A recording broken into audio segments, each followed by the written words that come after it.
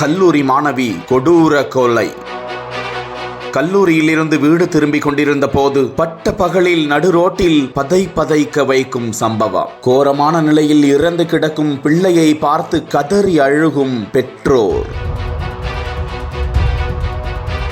காதல் விவகாரமா, ஒருதலை காதல் வெறி செயலா? தப்பியோடிய 2 இளைஞர்களை தீவிரமாக தேடும் போலீஸ்.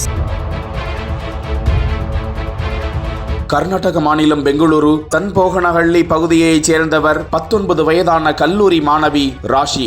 தனியார் கல்லூரி ஒன்றில் 1ஆம் ஆண்டு பயின்று வந்தார். இந்த நிலையில் வழக்கம் போல கல்லூரிக்கு சென்றுவிட்டு மாலை வீடு திரும்பிக் கொண்டிருந்த போது அவரை இருசக்கர வாகனத்தில் வந்த 2 இளைஞர்கள் வழிமறிக்கின்றனர். கண்ணிமைக்கும் நேரத்தில் அந்த மாணவியை சரமாரியாக தாக்கிவிட்டு அங்கிருந்து இந்த 2 இளைஞர்களும் தப்பிச் சென்று இருக்கின்றனர். படுகாயமடைந்த அந்த மாணவி சம்பவ இடத்திலேயே கோரமான முறையில் உயிரிழந்தார். இந்த கொலை சம்பவத்தால் அந்த பகுதியில் பெரும் பதற்றம் நிலவியது.